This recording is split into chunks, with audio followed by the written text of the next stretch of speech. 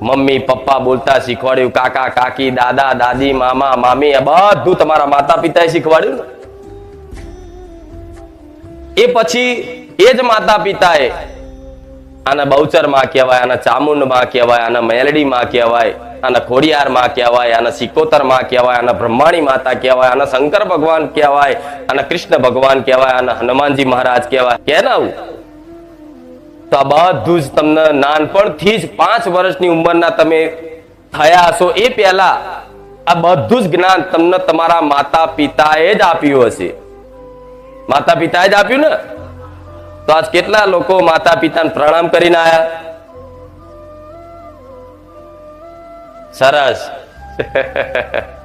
જે પ્રણામ કરીને આવ્યું છે દિલથી એમને મારા ખૂબ આશીર્વાદ રહેશે. અને જે પ્રણામ કર્યા વગર હજુ એમને એમ આવ્યું હશે એ ઘરે જઈને પ્રણામ કરશે, કાલે કરશે, એને મારા ખૂબ આશીર્વાદ રહેશે. કેમ કે તમને જો એવી દેવી શક્તિનું થોડું જ્ઞાન ના આપ્યું હોત એમણે તો તમે આજ મારા ભક્ત ના બન્યા હોત. આજ મને માતાને ગુરુ તરીકે કદાચ સ્વીકારી ના હોત. બરાબર ને? આ તમે મારા ગુણગાન ગાવા આવ્યા છો.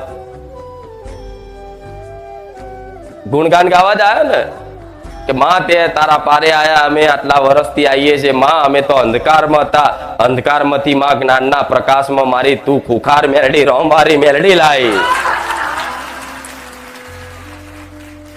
એવું જ ને? એ હેતુથી આજ ગુરુ પૂનમના નિમિત્તના દર્શન કરવા આવ્યા કે આજ તો ગુરુ પૂનમ છે, સ્પેશિયલ દિવસ છે, આજ તો જવું પડશે. તો ભલે જે આયા છે દરેકને મારા મેલડીના ખૂબ રામ રામ ના.